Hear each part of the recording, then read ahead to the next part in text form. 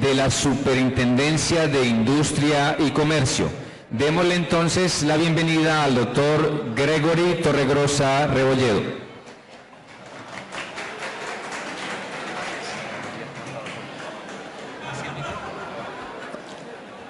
Buenos días. ¿Sí se escucha bien allá al fondo, al final, atrás? ¿Se escucha? Sí, eso es lo que... Vale. Muy buenos días. En primer lugar, pues, agradecer esta oportunidad para hablar algunas ideas relacionadas con los procesos declarativos en el Código General del Proceso. Bueno, lo primero que debo destacar es que más allá de la trayectoria profesional, he sido asistente del gran profesor Ramiro Bejarano por más de 5 años en esta materia en la Universidad Externado y he aprendido cosas muy importantes que muchas de ellas se ven reflejadas en el Código General del Proceso. Pues bien, entrando en materia y a sabiendas del apretado que está el tiempo y sobre todo lo calificado de este público, entre los cuales se encuentra pues funcionarios de la rama, abogados litigantes, lo cual desde luego me honra mucho y es un gran reto venir a transmitir algunas ideas en este espacio tan corto. Pero bueno, comencemos. Lo primero que se debe tener en cuenta es que este Código General, la Ley 1564 de julio 12 del año pasado, un día después de la 1563 que tiene que ver con la ley de arbitraje, justamente llamada Ley Inestrosa, en honor al maestro Fernando Inestrosa, ¿cierto? Hace parte después de un grupo de normas tendientes a mejorar la eficacia en la administración de justicia, la rapidez, dotarla de celeridad. De hecho, decir que estamos en un estado de morosidad pues no es nada novedoso y mal haría yo en venir desde Bogotá a decirles, no, pues estamos en mora. Eso no tiene ningún sentido. No, el punto es que hemos llegado a niveles ya dramáticos. Y dramáticos reflejados en estudios internacionales como el Doing Business, haciendo negocios, que aparecen reflejadas en los debates para ponencia en el Congreso de este Código. Quedamos por ejemplo, en 353 justicias como la número 148. Es decir, hemos alcanzado niveles pues ya de alarma sorprendente. Y esos niveles de morosidad, señores, a todos nos afectan. Y cuando digo a todos, es todas las partes que se encuentran vinculadas en estos asuntos. El juez, demandante, demandado, todos pierden, todos perdemos. Lógico. Tener el despacho atrasado a ningún juez le conviene, a ningún magistrado. El demandante no consigue su cometido cuando con su demanda puede obtener la reparación de los derechos, la indemnización, en fin. El demandado también pierde. Ejemplo, si tiene bloqueado su patrimonio con embargos, con medidas cautelares, con secuestros, en fin. La morosidad, eso no beneficia a nadie. ¿Cierto? Entonces, en este tema relacionado con los procesos declarativos, lo primero que debemos tener presente es la vigencia del código. ¿Y cómo es ese tema de la vigencia? El código, tenemos que ubicarnos en primer lugar en dos artículos, 626, 627. El 627 nos habla de las entradas en vigencia, que son graduales. El código, una parte entró en vigencia en julio del 2012, otra en octubre del 2012 y el grueso se espera que lo sea en enero del 2014. Pero aquí, sin que nadie se dé cuenta, parece que eso no va a ser así. Y en mi opinión personal es mejor que no lo sea hasta que no estén dadas las condiciones materiales para poder poner en adecuado funcionamiento la justicia, el sistema oral. Porque es que el sistema oral no puede convertirse, como lo dice con algunas, o sea, de manera más divertida el doctor Bejarano, que el juez coja la grabadora pues del hijo estudiante de periodismo y se siente ahí, ¿no? Y ya estamos en la oralidad y quede grabado eso. No, la oralidad es mucho más que eso. No solamente son los equipos, las formas de grabación, tener los espacios, en fin, o sea, requiere de muchas más condiciones para poderla llevar a cabo. Y eso requiere, en última, en plata, en dinero. Y parece ser que todavía pues no están dadas las condiciones. Entonces, este código entró en vigencia el 12 de julio del 2012, un grupo de normas. ¿Cuáles? Las dice el numeral primero del 627. ¿Cuáles? Las relacionadas con competencia, ¿cierto?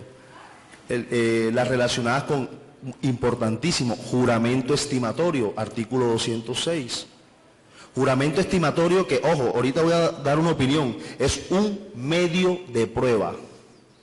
Yo como demandante taso mi perjuicio, lo manifiesto en tanto. Y si la otra parte no me lo objeta, porque lo puede hacer por estrategia, yo demandado espero que me demanden por 1.000 millones y la demanda vino por 600. No digo nada. Que a lo sumo si pierdo, lo máximo que perderé será ¿cuánto? 600, no 1.000, como eventualmente lo tenía calculado. Ya el daño queda probado en su cuantía, en esa suma, siempre y cuando no sea objetada. Repito, ese juramento estimatorio ya está vigente desde julio del año pasado y el no hacer, y es un requisito de la demanda, y no hacerlo conlleva a la, ojo, inadmisión, tampoco rechazo, porque hay algunos que no, que rechazo, no, la sanción no es el rechazo, es una tarjeta amarilla como en el fútbol, inadmita, 5 días y corrija, ¿listo? Pero no rechace.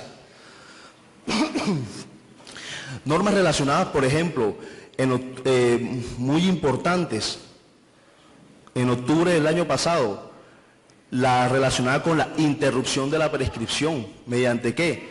Documento escrito. O sea, nosotros interrumpimos la prescripción con la presentación de la demanda y tenemos que notificarla dentro del año siguiente, ¿cierto? En fin, el código en el parágrafo del artículo 94 me permite, desde octubre del año pasado, interrumpir esa prescripción con un requerimiento, ojo, escrito, no oral, no, oye, mira, porfa, págame la plata, no, escrito, correo certificado, hay que quede la constancia escrita. ¿Y qué logro? Interrumpo la prescripción, ¿listo? Esas son normas, pues, que dotan de celeridad, pues, la solución de conflictos. Entonces, normas ya que están vigentes. El gran grueso, otra norma que ya está vigente, la posibilidad de partir mi patrimonio, liquidarlo en vida, no esperar a que me muera para que se adelante el proceso de herencia, en fin, y los familiares se saquen los ojos entre ellos, no, en vida, la persona, respetando las leyes sucesorales del Código Civil, puede ir ante un notario y liquidar en vida su patrimonio. Ese parágrafo del artículo 487 del Código General también ya está vigente. Y el resto, esto es un bosquejo general, el resto de normas entrarán en principio en enero del 2014, pero parece que no va a suceder así. Muy bien. Como en el fútbol, ¿cómo así? Sale un jugador, entra un jugador. Por cada grupo de normas del 627 que entraron en vigencia, otras del 626 quedaron derogadas. Y así es que se va a manejar ese binomio, esa dualidad. ¿Listo? Hasta que queden equilibrados. Todo el Código de Procedimiento Civil quede derogado y todo el Código de Procedimiento General del Proceso entre en vigencia. Ese es el binomio que jugará el 626 con el 627. Un grupo o paquete de normas ya quedaron derogadas porque en julio entraron unas del Código General, ¿listo? Y así sucedió en octubre y así debe suceder cuando entre el resto de normas. Ese es lo que tiene que ver con el... ¿Dónde se encuentra eso? Repito, 626, 627. Ese es el tema para no enredarse. Ay, ¿será que está derogada? ¿Será que...? No, fácil. Voy a esos dos artículos y comparo. Y ojo, no solo el Código General deroga normas del Código de Procedimiento Civil, si se me permite la expresión, también hasta comete atrevimientos de derogar otro tipo de normas del Código Civil, del Código de Comercio, de la Ley 640, en fin. Por supuesto, normas que tienen relación con el procedimiento, pues él las va derogando porque entran otras en vigencia. ¿Listo? Por ejemplo, lo que tiene que ver con el tema de la Ley 285, en el proceso de impugnación de actas de asamblea, esa norma ya está derogada. El artículo 40 de esa Ley 285 ya está derogada. ¿Por qué? Porque otra del 627 ya entró en vigencia, que es la que, en fin, así es que se hace ese análisis. El tema que nos toca de esta charla tiene que ver con los procesos declarativos. Y lo primero que debemos observar es que, esta sí, tal cual clase del doctor Bejarano, los procesos en Colombia son 5. Declarativo o de conocimiento, ejecutivos, de liquidación, ¿cierto?, sucesiones, en fin, los de jurisdicción voluntaria y los arbitrales. Esa es la clasificación tradicional. ¿Qué sucede en el código? Vean, los arbitrales se van. ¿Por qué? Porque ya tienen estatuto aparte, Ley 1563 del 2012, la ley Inestrosa. Ya, listo, se fue. Los ejecutivos pues siguen siendo ejecutivos, lógicamente. Los de liquidación también. Dentro de los declarativos o de conocimiento teníamos los siguientes, teníamos ordinarios, abreviados, verbal de mayor y menor cuantía y verbal sumario. ¿Cómo queda la cuestión? La cosa queda de la siguiente manera. Todo ese grupo dentro de los declarativos, que repito son lo que ya sabemos, ordinario, abreviado, verbal, verbal sumario, quedan recogidos en los verbales. Punto. Verbales. Ya. Por oposición tendremos 2 grandes procesos en el Código General. Los verbales, que son los declarativos, y los ejecutivos. Desde luego, pues quedan los de liquidación y los de jurisdicción voluntaria, pues están ahí. Pero eso digamos que no es conflictivo. Repito, ordinarios, abreviados, verbal, mayor, menor cuantía, verbal, sumario, quedan en verbales. ¿Y cómo queda el asunto? Sencillo. El verbal de mayor cuantía recoge lo que era el ordinario de mayor cuantía.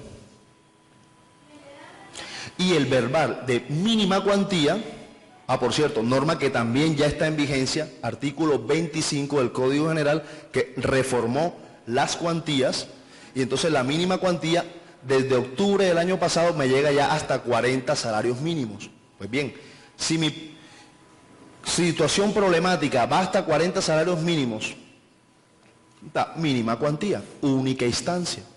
Es decir, a nivel de declarativos, primera conclusión, a nivel de declarativos, todos estos grupos se reducen a procesos verbales.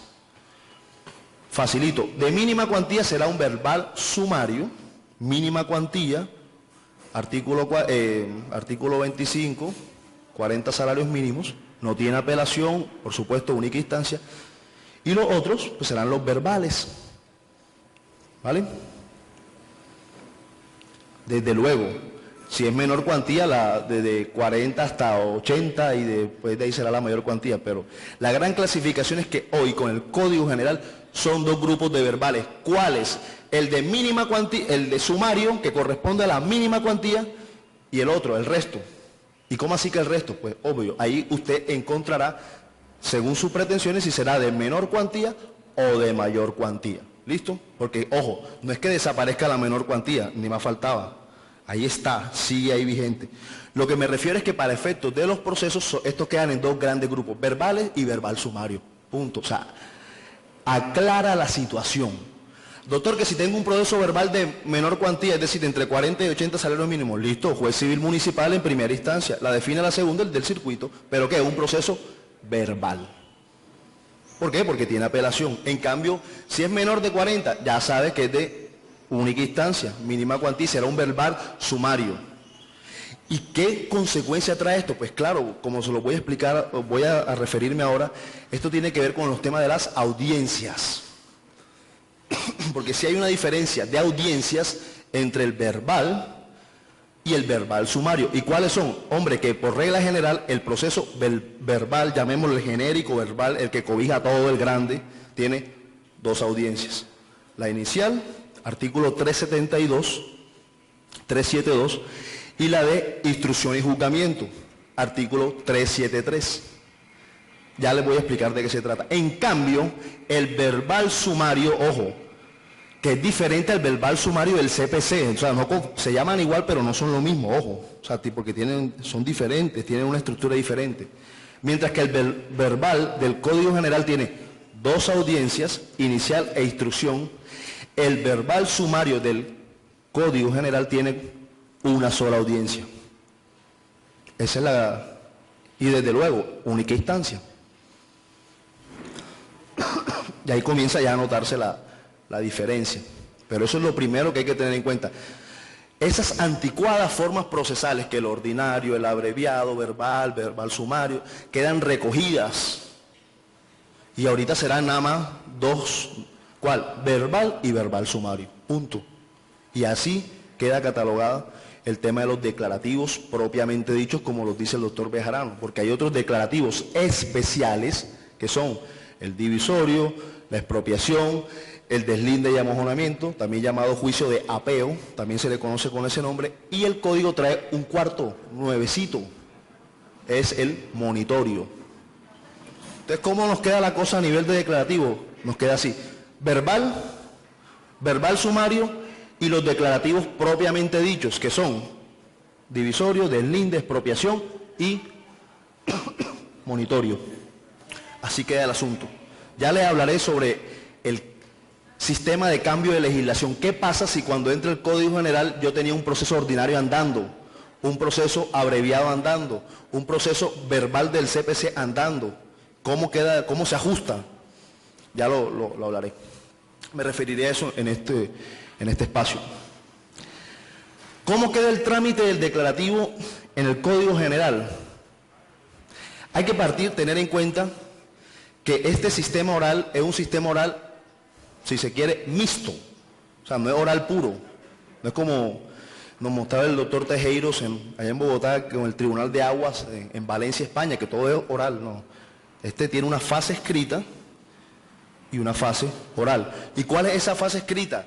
Lo que se llama la litis contestatio. ¿Y en qué consiste? O sea, no nos pongamos tan prosopopéicos, ¿no?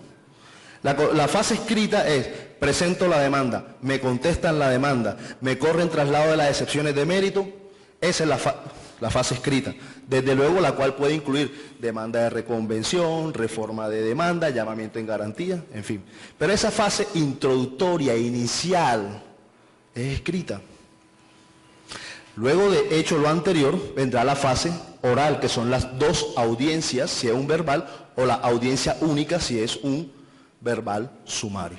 Pero ese es nuestro sistema de proceso en el Código General. Entonces, ¿cómo queda el asunto? Presento la demanda. Notifico me la admiten. Hay un cambio importante: el juez, desde que radican la demanda, tiene hasta 30 días para dictar uno de dos autos: o me rechaza la demanda o me la admite, porque si no hace eso, el taxímetro, comienza a correrle, cual reloj romano, del año para dictar sentencia, comienza a correrle desde que yo radique la demanda. ¿Me explico? Explico mejor la idea. Desde la ley 1395 de 2010, que fue ayer pues, se le concede un término de un año al juez para que dicte sentencia en primera instancia, y el de segunda hasta 6 meses. Listo. Pero ¿desde cuándo se cuenta ese año? Desde que se notifica al demandado, de manera personal o de manera indirecta. O sea, ¿cómo así indirecta? A través de curador ad litem. Pero desde que el demandado, la parte pasiva, queda a derecho, queda notificada, ya comienza al juez, cual reloj romano de arena, un año para dictar sentencia. ¿Eso pena de qué? De perder competencia. Causal de nulidad que es insaneable. Si el día viernes perdió competencia, el lunes no, es que no, espérate, no, ya perdió. El negocio pasa a otro juez. Pues bien, una vez radicada la demanda, el juez tiene 30 días para proferir un auto, uno de esos dos autos. O admite la demanda o la rechaza. Porque si no lo hace en ese término, ¿qué va a suceder? Ese año, que en principio comienza a contarme ¿desde cuándo? Desde la notificación al demandado, ya no va a comenzar desde allá, sino desde aquí, desde que radiqué la demanda. Y hay bastante espacio entre radicar la demanda a notificar al demandado. Que notifique yo al demandado, eso es un tema del demandante, él verá. Pero desde que me radique la demanda ya hay un hecho cierto ahí y no pues como juez no me conviene. ¿Listo? ¿Cuál es el contrapeso del demandante para impulsar el proceso? Artículo 317, y es el desistimiento tácito. El juez también estará pendiente del demandante y le pondrá su reloj de arena romano. ¿Cuál? 30 días para impulsar el proceso. Porque si no lo hace, lo requerirá, y si no cumple, le aplica la figura del desistimiento tácito. Nótese cómo hay como especie, si fuéramos constitucionalistas, un check and balance, unos pesos y contrapesos. El juez tiene un año para fallar en primera instancia basado en el sistema de la oralidad, según este sistema. Aunque hay... ¿cuál interpretación es? La ley 1395 dijo que un año. La ley 1450, artículo 199, que es el Plan Nacional de Desarrollo, dijo desde cuándo comenzaba ese año. El Código General persiste en la idea del año, pero otorga en el 627 un salvavidas, por así decirlo, de 6 meses para ponerse al día. 6 meses que ya vencieron. En fin, está ese término del año. Eso conlleva a la precisión del litigio. O sea, ya uno como demandante dice, bueno, pues, ¿cuáles son las pruebas con que voy a pedir? No, ese 20 testimonios con lo que puedo probar con 2 testimonios. O sea, ya pongámonos serios. Lo mismo el juez también, hombre, vea esto acá. O sea, ya coger las pruebas, las mejores, pues, o sea, precisar el litigio. Que eso no sea eterno, ¿no? Porque hay unos términos que hay que cumplir, si no pierdo competencia. Y eso no le conviene a nadie. Si ya el juez está conociendo ese negocio, pues es importante que lo termine. ¿Listo? Entonces, ¿cómo es el trámite? Presento mi demanda. El demandado tiene 20 días para contestar. Se acabó eso de que 20 si era ordinario de mayor cuantía, 10 si era abreviado. No, ya, 20 para contestar. El demandado puede asumir las mismas conductas de siempre. Recurso de reposición contra el autoadmisorio, excepciones previas, excepciones de fondo, llamar en garantía. Sobre el llamamiento en garantía es importante tener en cuenta que la figura de la denuncia del pleito desaparece. ¿Pero por qué desaparece? Porque queda incluida dentro del llamamiento en garantía. Y atención con esto, dentro del llamamiento en garantía, parágrafo 66, es viable la figura de la demanda de la coparte. ¿Qué es eso de la demanda de la coparte? Es la posibilidad que dentro del grupo de demandados también se llamen en garantía. ¿Cómo así? Si el demandante demanda a Hugo, Paco y Luis por un hecho, en fin, a cobrar un daño en una construcción, pero entre ese grupo de Hugo, Paco y Luis, quien en realidad internamente tuvo la culpa, quien se benefició del contrato, quien falló en el contrato, quien no hizo el suministro, fue nada más Hugo. Paco y Luis eran mera garantía, pues. Aportaron la experiencia, aportaron la capacidad financiera, pero digamos que ellos no se beneficiaron de eso. Así como cuando le piden el favor a uno que uno sirva de codeudor para alguna obligación, arriendo un apartamento. La típica situación del estudiante se va de Cali a Bogotá, a estudiar a la Javeriana, al externado, va a alquilar un apartamento y la inmobiliaria le dice, no, muy bien, te lo alquilo, pero eso sí, tráeme 2 codeudores. Y están los codeudores en Cali. Ellos no tienen ni idea de lo que pasa en ese apartamento en Bogotá, que hacen rumbas, que no pagan servicios, que, en fin, toda la situación.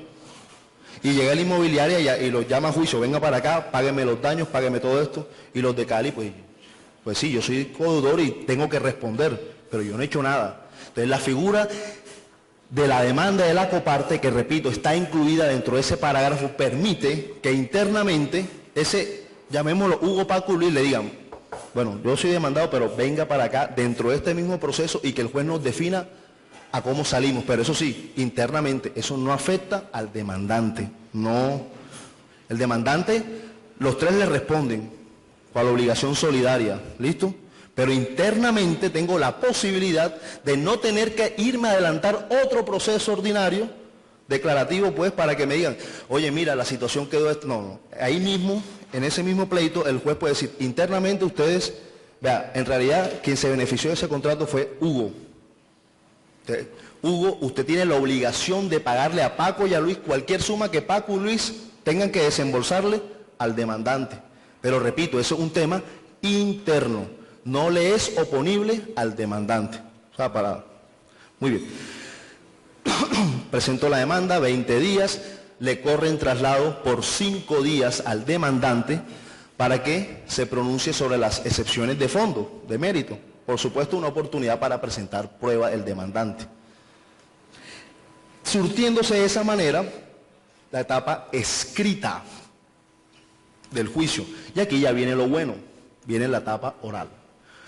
Una vez surtido esto, ocurrido esto, la demanda, la contestación, si hay demanda de reconvención, todo ese trámite pues de la contestación, si hay, en fin, una vez surtida esa etapa escrita, el juez coge el negocio, mira que ya está todo, y saca un auto citando a la audiencia inicial. Esta audiencia es súper importante, y aquí ya va la explicación. A la audiencia inicial, prevista en el 372 del Código General. En esa audiencia, primero es obligatoria la asistencia de las partes.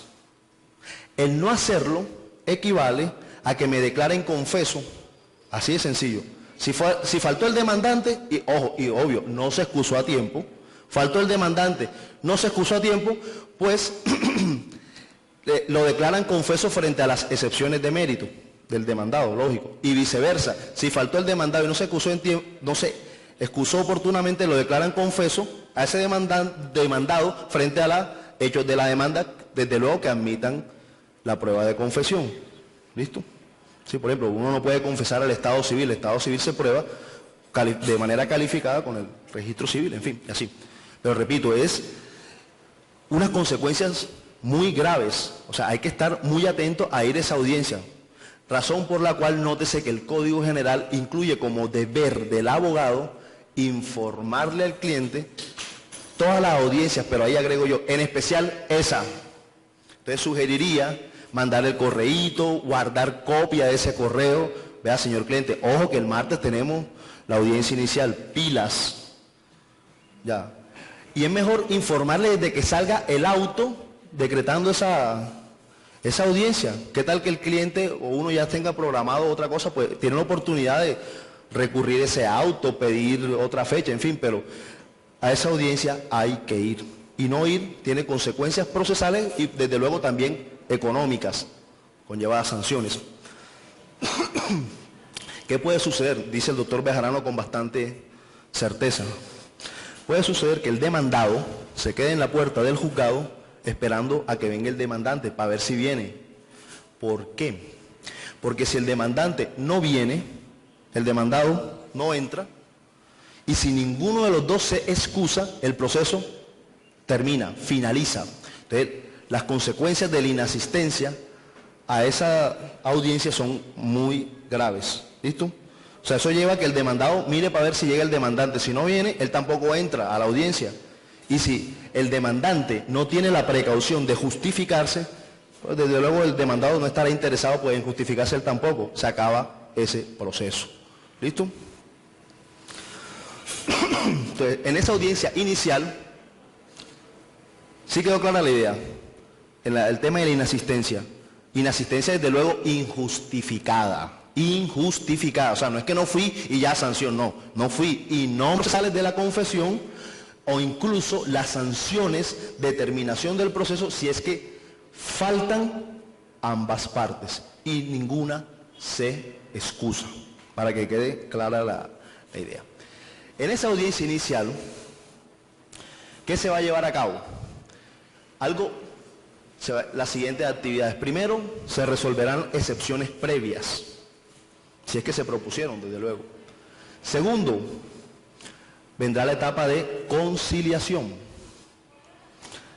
Luego, tercero, vendrá la etapa de interrogatorios. Interrogatorios que serán practicados por el juez de manera exhaustiva. ¿Y qué significa eso? No es como decir, venga, diga a sus generales de ley, hacerle 2 preguntas y ya, la parte en libertad de preguntar. No.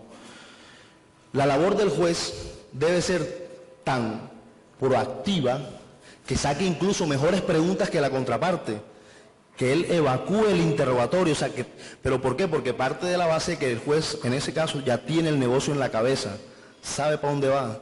Él sacarle la mayor información posible a las partes por la vía del interrogatorio. En ese evento también se permitirá incluso los careos. ¿Listo? Y aquí hay un paréntesis. Esta sí es una opinión muy personal. Opinión personal, pero desde luego la hago avalado en que estoy en una casa de estudios libres como es el Instituto de Derecho Procesal, pero yo considero, bajo esta nueva figura, esta nueva legislación, que sí es posible que el abogado le haga preguntas a su cliente en un interrogatorio de parte. Ojo con lo que estoy diciendo. Sí, tranquilo, yo sé que suena, hoy, ¿cómo así? ¿Se volvió loco usted? No. Aquí van mis argumentos de por qué. Primero, los preparé y todo. El Código General hace claridad en los medios de pruebas entre declaración de parte y confesión. Digamos que eso siempre ha sido así. El interrogatorio, ¿qué busca provocar? Hombre, la confesión. El Código General hace ese deslinde entre medios de pruebas, entre la declaración de parte y la confesión.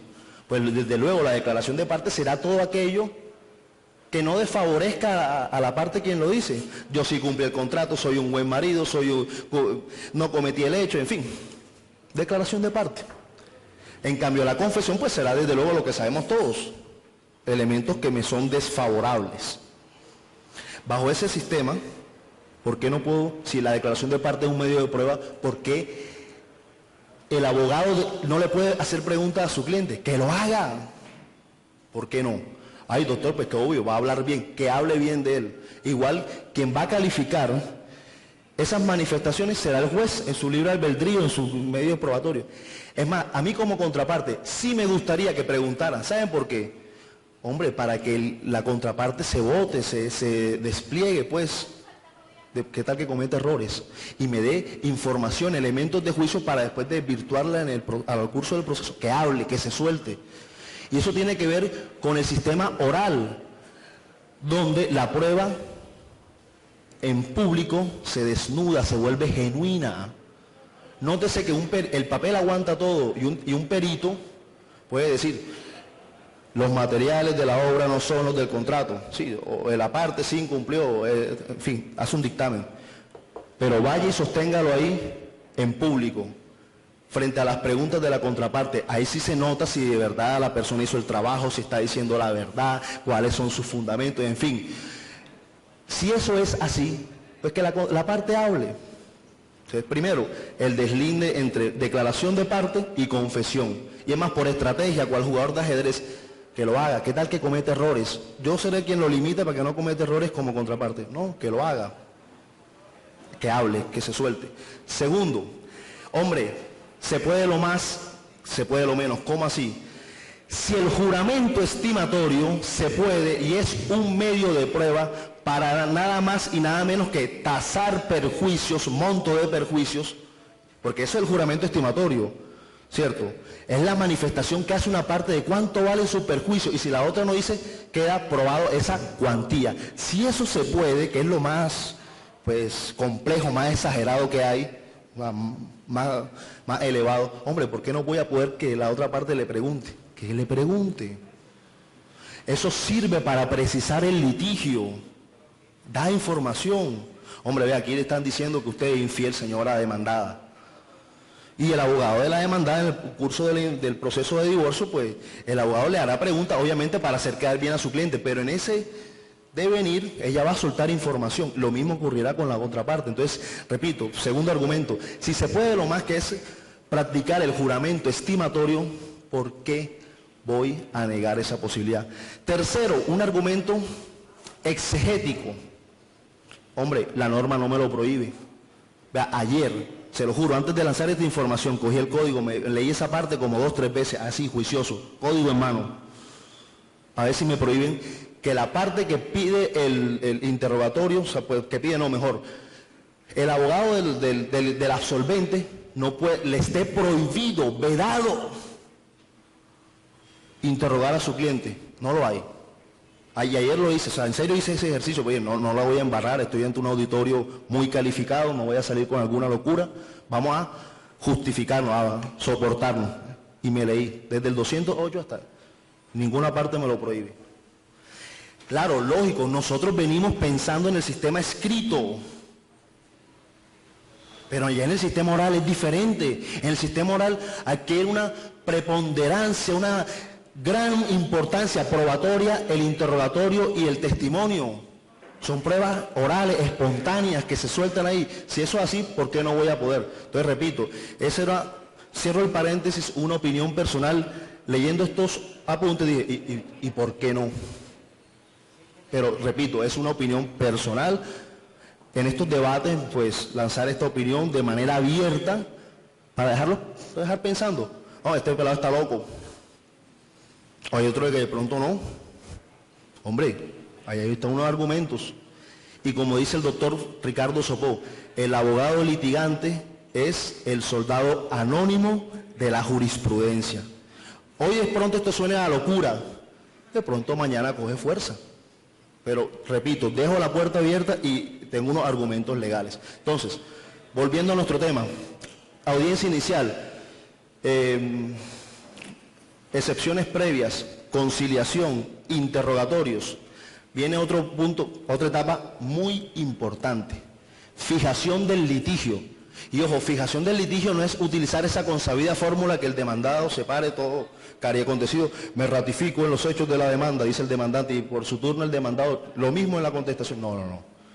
Es un tema ya mucho más serio, más técnico, más complejo. Como si estuviéramos...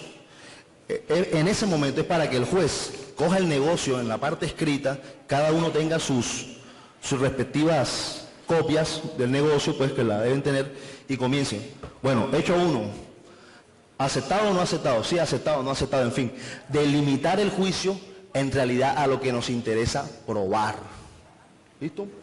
Hecho 1, contrato de compraventa. Una documental así para probar que hubo contrato de compraventa.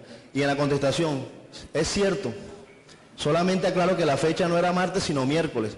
Y no hay nada de prescripción, por ejemplo, o sea, que no sea relevante, es lo que quiero decir.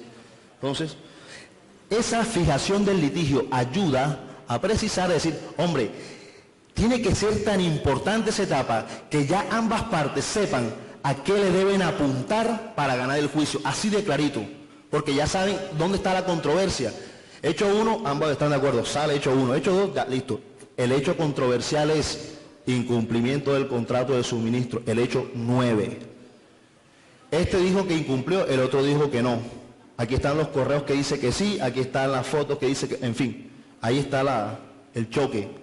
Los demás hechos están aceptados.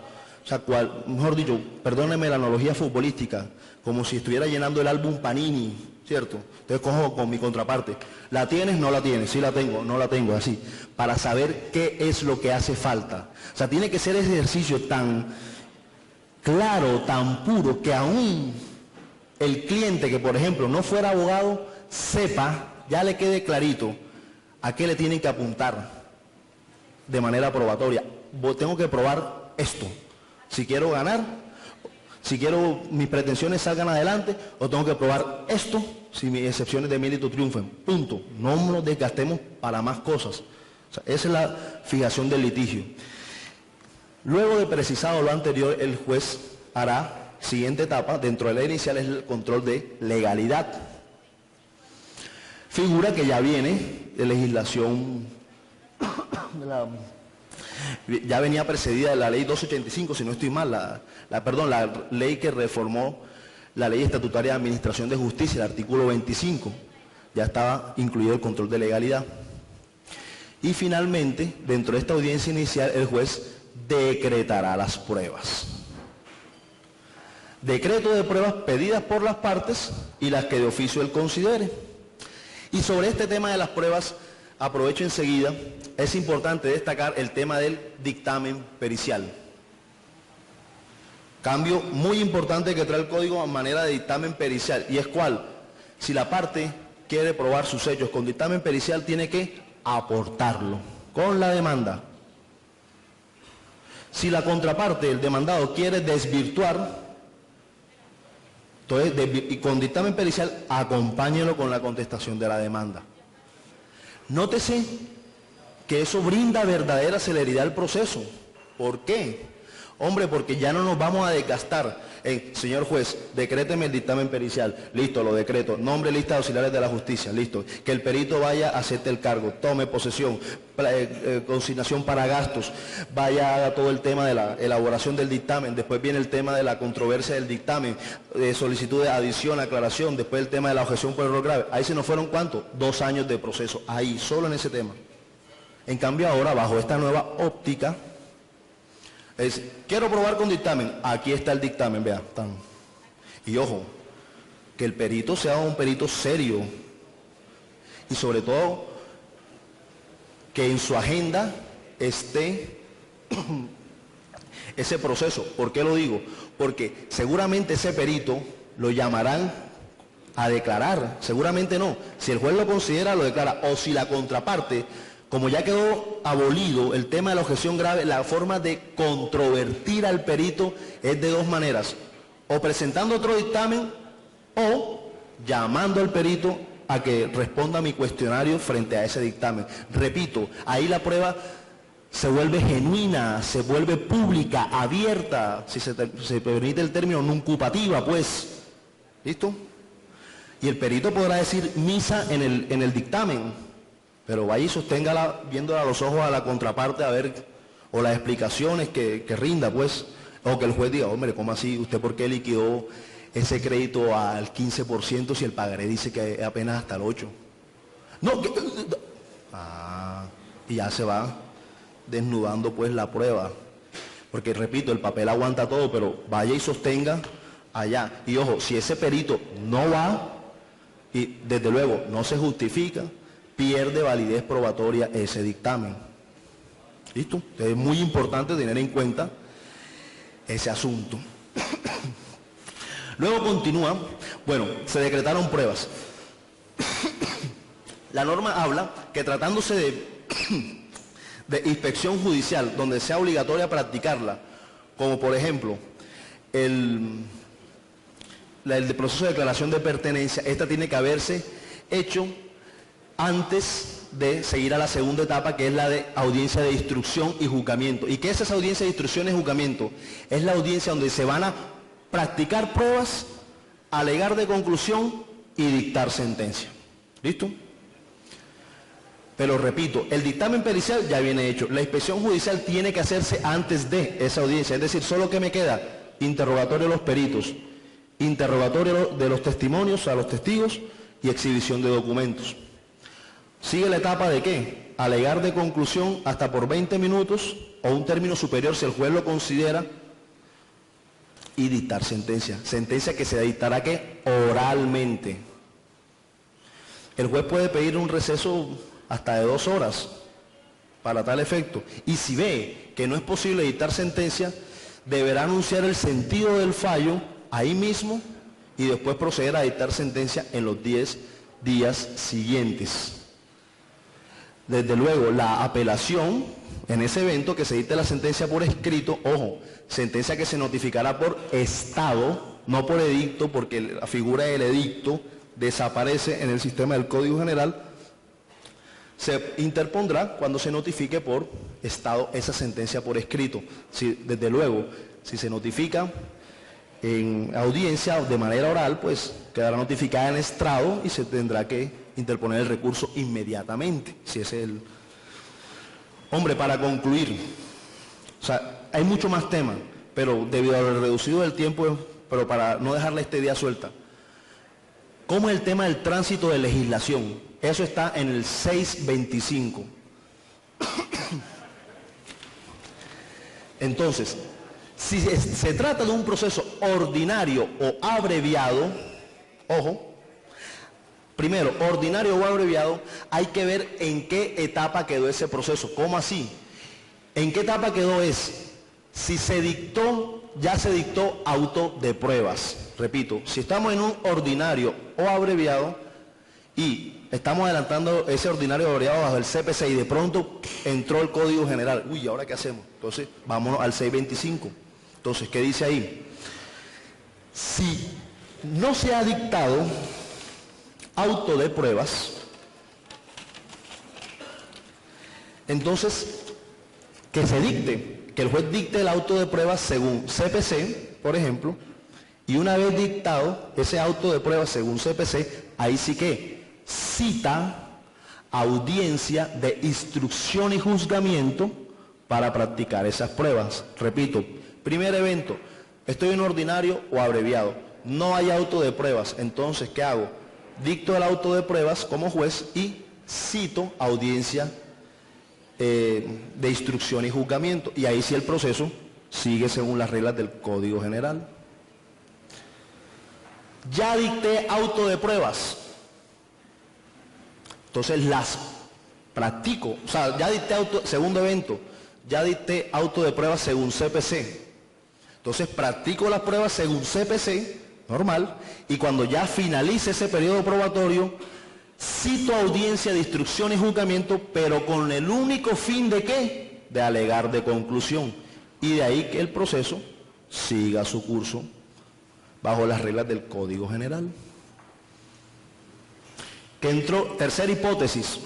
Primera, no hay auto de pruebas. Entonces, dicto el auto de pruebas y hago audiencia de instrucción y las practico según Código General. Segundo, ya dicté auto de pruebas. Pues si ya lo dictó, practique esas pruebas según el CPC y cuando termine, pues cita audiencia de instrucción solo para alegar de conclusión. Hombre, que el negocio está al despacho para sentencia según CPC y entró el Código General. ¿Qué hago? Nada, dicte su sentencia según el CPC, pero eso sí, de ahí en adelante sigue las reglas de la apelación, desde luego, y eventual casación, no sé, pues, sígalas con las reglas del ¿qué? Del Código General. Entonces quedó claro, son tres hipótesis de ordinarios y abreviados. Y más fácil aún, la de verbales y verbales sumarios según CPC. Hay que ver si ya se dictó la audiencia del 439, o sea, si ya se surtió la etapa de litis contestacio. Si no se ha surtido la etapa de litis contestacio, ¿qué se surta? Y luego cuando cita audiencia, pues cito la audiencia inicial y punto. Si ya en cambio, si estoy en el verbal y ya estoy practicando pruebas y en fin, termino el proceso según el CPC y ya cuando dicte la sentencia, continúo con el Código General. Repito, eso está en el 625. Y ya para concluir dirán, hombre, pero doctor, pero si estaba el artículo 40 de la ley 153 del 87, ¿para qué se enredaron? ¿Para qué tanta casuística? Porque ese 625 tiene ordinario, abreviado, verbal sumario, ejecutivo. Y aquí cito al doctor Pablo Felipe Robledo, superintendente de Industria y Comercio. Él dice, hombre, es que eso tiene justificación en la medida de que la ley, el artículo 40 de la 153 es cambio de legislación de un proceso escrito a otro proceso escrito, es decir, están bailando merengue, siguen bailando merengue, o sea, ¿sí me explico? Van bajo la misma línea, pero un cambio de legislación. Hombre, que el término ya no es de 20 días, sino de 10, que es de 5, en fin. Pero sí, aquí no, aquí el CPC está en un proceso escrito y va a pasar un proceso oral, ¿listo? Estamos bailando, ¿qué? Fandango y vamos a pasar a bailar salsa, en fin, ¿sí me explico? Merengue, algo más proactivo, más rápido. De ahí que se justificaba haber hecho un tránsito de legislación mucho más casuístico. Señores, muchas gracias por su atención. Espero no haberlo aburrido y que la idea, claro. Gracias.